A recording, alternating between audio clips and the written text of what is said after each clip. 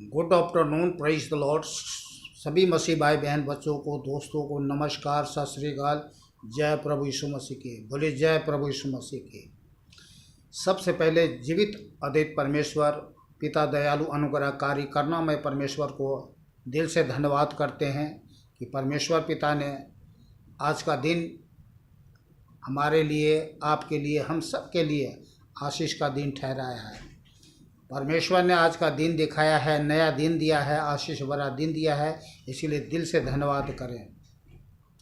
पिता परमेश्वर को हम क्या दे सकते हैं? वो तो सृष्टि का मालिक है, सबको जीवन श्वास देने वाला, सब कुछ पूरा करने वाला परमेश्वर है।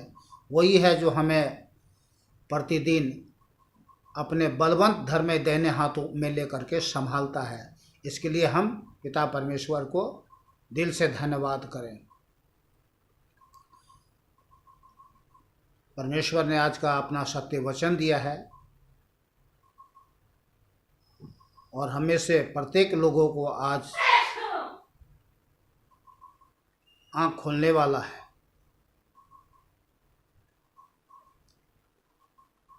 आँख तो खुला हुआ है, पर बहुत सारे लोगों की आँखें बंद है, और जिसका खुला हुआ है वो भी बंद कर लेते हैं। तो चलिए वचन में चलते हैं। वचन में जाने से पहले एक छोटा सा प्रार्थना कर लेते हैं।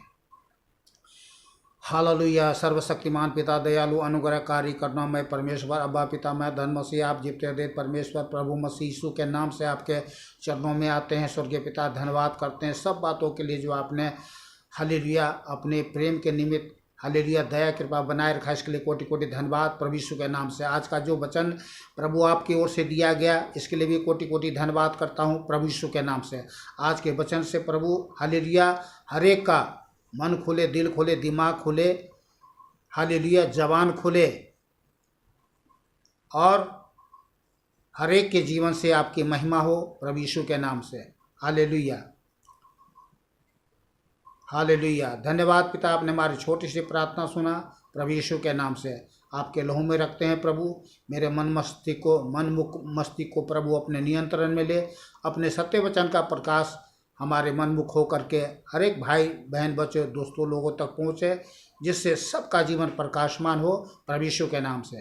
धन्यवाद पिता, आपने हमारे प्रार्थना सुना। हमारे उद्धारकर्ता एक माँ जीवित अद्वैत परमेश्वर प्रभु मसीह यीशु के अति पवित्र सामर्थी नाम से आमीन। बोलिए आमीन। आमीन में होता है तथास्तु, अर्थात ऐसा ही हो।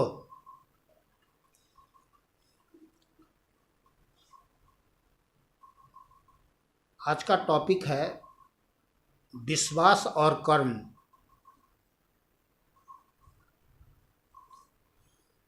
चलिए शुरू करते हैं। हे मेरे भाइयों, यदि कोई कहे कि मुझे विश्वास है पर वह कर्म न करता हो, तो इससे क्या लाभ? क्या ऐसा विश्वास कभी उसका उद्धार कर सकता है? नहीं कर सकता है। विश्वास तो करता है पर कर्म नहीं करता है। आगे, यदि कोई भाई या बहन नंगे उघारे हो और उन्हें प्रतिदिन भोजन की घटी हो, और तुम में से कोई उनसे कहे कुशल से जाओ, तुम गर्म रहो और तृप्त रहो, पर जो वस्तुएं देह के लिए आवश्यक है वह उन्हें ना दे, तो क्या लाभ? वैसे ही विश्वास भी यदि कर्म सहित न हो तो अपने स्वभाव में मरा हुआ है। उस मनुष्य का विश्वास मरा हुआ है जो बहुत बड़ी आशीष पा करके, परमेश्वर से आशीष पा करके, दास बन करके, भक्त बन करके है नहीं, बन करके आज प्रभु की सेवा करते हैं। लोग यह जान करके कि ये भला इंसान है, लोग अपने धन संपत्ति में से, कमाई में से गरीबों को नंगे लाचार गरीब बीमार लोगों को दया कर करके उन संस्था वालों को, धर्म संस्था वालों को दे देते हैं कि जाओ भाई, आप इस काम में, भले काम में लगे हो, ये मेरे तरफ से है, गुप्त दान दे देते हैं। पर ये पाखंडी क्या करते हैं, ये अपने जेब में भरते हैं, नए नए गाड़ी खरीदते हैं, नए नए बिल्डिंगें बनाते हैं और क्या कहते हैं, परमेश्वर का धन्यवाद, परमेश्वर ने मुझे बड़ी आशीष दी है, ऐसा बोल के लोगों को बीच में पाखंडी चिल्ला चिल्ला करके लोगों को दिखाता है कि परमेश्वर ने मुझे बड़ी आशीष दी है, मैं बहुत सच्चा आदमी हूँ, बहुत ईमानदार धर्मी आदमी हूँ। पर हकीकत क्या है, वो तो पाखंडी है, जो बेचारे गरीब लाचार बीमार लोगों को पैसा जो लोग देते हैं बड़ी दया से कि भाई उनको दे देना है, तो ये है, ऐसे लोगों का विश्वास क्या है, मरा हुआ है। उनको क्या करना चाहिए, अरे भाई तुम नहीं कर सकते, कुछ नहीं कर सकते, तो कम से कम जो दूसरों ने दान दिया है बेचारे गरीब बीमार लोगों को, उसका पैसा तुम क्यों खा रहे हो।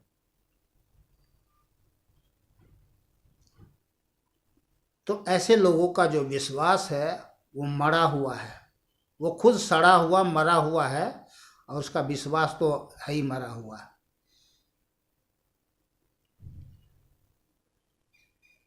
तो ऐसा विश्वास कभी किसी को उद्धार नहीं कर सकता है। वरन कोई कह सकता है मुझे विश्वास है और मैं कर्म करता हूँ, तू अपना विश्वास मुझे कर्म बिना तो दिखा और मैं अपना विश्वास अपने कर्मों के द्वारा तुझे दिखाऊंगा। कह सकता है कोई, तुझे विश्वास है कि एक ही परमेश्वर है, तू अच्छा करता है। दुष्ट आत्मा भी विश्वास रखते और थरथराते हैं। कुछ विश्वास जो है दुष्ट आत्मा वाली विश्वास होती है, जो लोगों के पास है वो दुष्ट आत्मा वाली विश्वास है। कहते मुझे विश्वास है, पर परमेश्वर पर दुष्ट आत्मा भी विश्वास करते हैं। तो कौन सी दुष्ट आत्मा वाली विश्वास है, जो कर्म नहीं करता।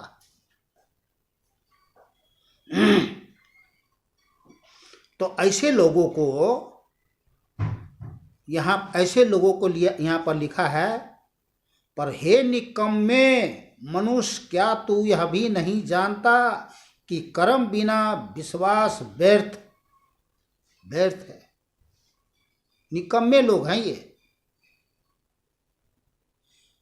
जब हमारे पिता अब्राहम ने अपने पुत्र इसहाक को वेदी पर चढ़ाया, तो क्या वह कर्मों से धर्मी न ठहरा। अतः तूने देख लिया कि विश्वास ने उसके कामों के साथ मिलाकर प्रभाव डाला है और कर्मों से विश्वास सिद्ध हुआ और पवित्र शास्त्र का यह वचन पूरा हुआ। इब्राहिम ने परमेश्वर का विश्वास किया और यह उसके लिए धर्मी गिना गया और वह परमेश्वर का मित्र कहलाया। तो बहुत सारे निकम्मे लोग हैं जो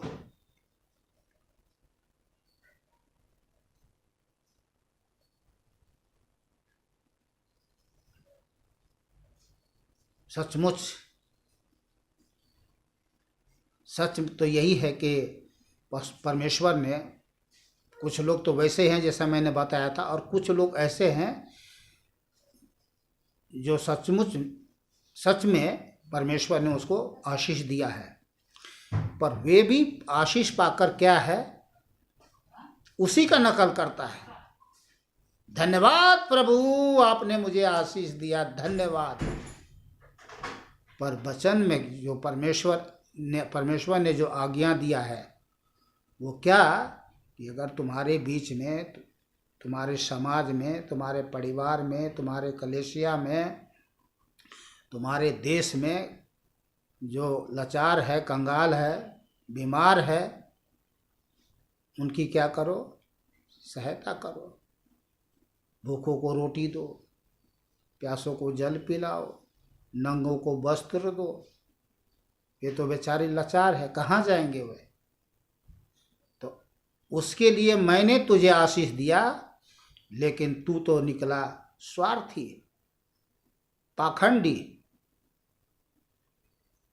तो ध्यान कर ले, जो तू मुझ पर विश्वास करता है और आशीष आशीष की प्रचार करता है, ऐसा विश्वास तुम्हारा उद्धार नहीं कर सकता। और जब उद्धार ही नहीं होगा तो गया भैंस पानी में। इसलिए ध्यान कर ले कि जितने लोगों को परमेश्वर ने आशीष दिया है, वो भलाई करने से पीछे ना रहें। जहाँ तक हो सके भलाई करें, खास करके बीमार लोगों के लिए, गरीब लोगों के लिए, लाचार लोगों के लिए, बेकार लोगों के लिए, जिसके पास अपने पास उनके पास रहने के लिए जगह भी नहीं है, तो उनको सुधी रखे। इन कामों से परमेश्वर प्रसन्न होता, अति प्रसन्न होता है। और इन्हीं कामों के लिए तो परमेश्वर ने हम सबको चुना है। इन्हीं कामों के लिए परमेश्वर ने, भले कामों के लिए हमें जीवन दिया है, ठहराया है और आशीष भी दिया है। संसार के पाखंडियों की नहीं है कि बड़े बड़े धर्म संस्था बना लेते हैं पाखंडी लोग, दुनिया के पैसा लूट लेते हैं, इकट्ठा कर लेते हैं और दिखाते हैं कि भाई मैं बहुत बड़ा धर्म ज्ञानी। कोई कोई अपने आप को कोई बाबा जी, कोई गुरु जी, कोई स्वामी जी, कोई अपने आप को ईश्वर अवतार बताते हैं और दुनिया का पैसा लूटते हैं। उसका नकल मत करो भाई। परमेश्वर न्यायाधीश है, न्याय करेगा, चाहे कोई भी हो।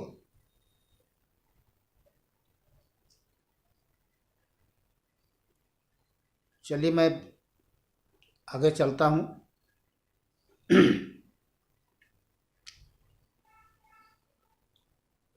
इस प्रकार 2:24 से पढ़ रहा हूँ। इस प्रकार तुमने देख लिया कि मनुष्य केवल विश्वास ही से नहीं वरन कर्मों से भी धर्मी ठहरता है। वैसे ही राहब वेश्या भी, जब उसने दूतों को अपने घर में उतारा और दूसरे मार्ग से विदा किया, तो क्या कर्मों से धार्मिक न ठहरी? हाँ, कर्मों से धार्मिक ठहरी।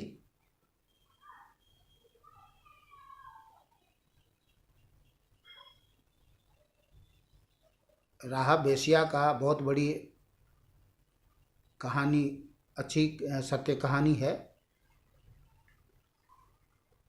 इसके बारे में मैंने आपको बता चुका हूँ। अगर नहीं बताया है तो कभी परमेश्वर उस विषय पर बोलने का मौका देगा तो मैं आपको बताऊंगा। फिर भी संक्षिप्त में आपको बता दूं कि राहब एक वेश्या थी जो किसी दूसरे देश में रहती थी। परमेश्वर ने उस देश में महापाप होने के कारण से परमेश्वर का क्रोध भड़का और कहा कि मैं इस देश को नाश करूंगा। अपने दो दूतों को भेजा, अपने दासों को भेजा, जाकर उस देश का जायजा ले। अब वो उस देश में गए, परमेश्वर के लोग उस देश में गए जायजा लेने के लिए। तो उनको रहने के लिए कहीं जगह नहीं मिली, तो अगर वो जाते तो उनको पकड़ लिया जाता है। किसी देश में अगर कोई घुसपैठ करता है तो उसे पकड़ लिया जाता है, मारा जाता है, जब तक उससे पूरा न जानकारी प्राप्त कर ले कि ये किस उद्देश्य से आया था। तो वे बेसिया के यहाँ रही और परमेश्वर के दासों ने कहा उसे कि परमेश्वर इस देश को नाश करने वाला है, सो मैं यहाँ भेद लेने आया हूँ, मैं भेदिया हूँ और मैं तुमसे वादा करता हूँ कि जब मैं यहाँ से जाऊँगा और जब परमेश्वर इस देश का नाश करेगा तो तू और तेरा घराना बच जाएगा। और वही हुआ, परमेश्वर ने उस देश को नाश किया और राहाब बेसिया बच गई, क्योंकि उस भेदिए को, परमेश्वर के लोगों को अपने घर में शरण दी थी जान पर खेल करके। तो ये बहुत बड़ा महान कर्म था उसके लिए, तो इसलिए वो धर्मी ठहरी। अतः जैसे देह आत्मा बिना मरी हुई है, वैसे ही विश्वास भी कर्म बिना मरा हुआ है। तो क्या करना चाहिए?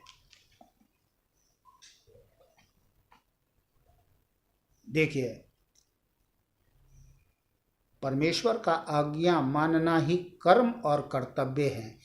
जो परमेश्वर ने हमें आज्ञा दी है उसको यदि हम पालन करते हैं तो परमेश्वर हमें और भी आगे बढ़ाएगा। पर यदि हम स्वार्थी, पाखंडी ठहरे तो परमेश्वर जो दिया है वो सब ले लेगा और फिर उसका उद्धार भी नहीं होने वाला है। तो इसलिए डरना चाहिए। आज का वचन यही था कि परमेश्वर, चाहे कोई भी हो, संसार में कोई भी व्यक्ति प्राणी क्यों ना हो, सबको जीवन स्वास्थ्य देने वाला तो परमेश्वर ही है। तो विशेष करके, खास करके वे लोग जो परमेश्वर के बेटे और बेटी, दास दासियां कहलाते हैं, कहलाते तो सभी हैं, तो संसार के ये सभी लोगों के लिए है कि संसार में लोग जितने भी है, भाई है, बहन है, दोस्त है, कोई भी है, जहाँ तक हो सके आप भला काम करें। सबको इस बात का शोधी है, कर भला तो हो भला, कर बुरा तो हो बुरा। और बुरा क्या होता है? बुरा जो है मनुष्य को विनाश की ओर पहुंचाता है। पर संसार में हम भला तो करते हैं, बहुत सारे लोग करते हैं, पर मनुष्य की एक अपनी इच्छा होती है, एक अपना सोच होता है, उसके पीछे शैतान का भी बहुत बड़ा सोच होता है। छुपी हुई पाप को लोग कुछ समझ नहीं पाते हैं। इसीलिए जीवित अद्वैत परमेश्वर यीशु पर विश्वास करके, उनके चरणों में आकर के, उनका सत्य वचन पढ़ करके अपने मन मस्तिष्क का ताला खोले। और जब आपका मन मस्तिष्क का ताला खुलेगा तब आपको सच्चाई जान पड़ेगी कि आपका मन मस्तिष्क क्या कहता है। क्योंकि मन मस्तिष्क को शैतान ने क्या कर रखा है? ताला लगा रखा है। लोग मन से अच्छा सोच नहीं सकता, मन मस्तिष्क से अच्छा सोच नहीं सकता, बोल नहीं सकता, कर नहीं सकता। और जो करता है, सामने कौन है? शैतान। वो बोलता है, वो सिखाता है, वो बताता है कि तुम्हें क्या करना चाहिए, कैसे करना चाहिए, कहाँ पे क्या करना चाहिए। ये बहुत बड़ा षड्यंत्र शैतान का होता है। इसलिए शैतान के षड्यंत्र सोच विचार से बचे। जीवित अद्वैत परमेश्वर यीशु के पास आए, उन पर विश्वास करें, उनसे नया जीवन पाएं। आपका दिल दिमाग की जितने भी ताला है मन मस्तिष्क का, सब प्रभु खोल देगा और फिर उसमें आपके मन मस्तिष्क में अपना सत्य वचन की भरपूरी से भर देगा। वचन आपके जीवन मन मस्तिष्क को प्रकाश देगा। आप परमेश्वर के प्रकाश में चलेंगे, फिर आप कभी ठोकर नहीं खाएंगे। बहुत सारी बातें हैं जिसको हमें समझने की ज़रूरत है। वीडियो बहुत बड़ी लंबी हो जाएगी, इसलिए मैं इसको ख़त्म कर रहा हूँ। ठीक है, आज के वचन के लिए हम धन्यवाद करें। अब मिलते हैं कल दूसरे वीडियो में। खुश रहे, आनंदित रहे, सुरक्षित रहे, भला चंगा रहे। सभी भाई बहन बच्चों दोस्तों को नमस्कार, सत श्री अकाल, आदाब। जय प्रभु यीशु मसीह की।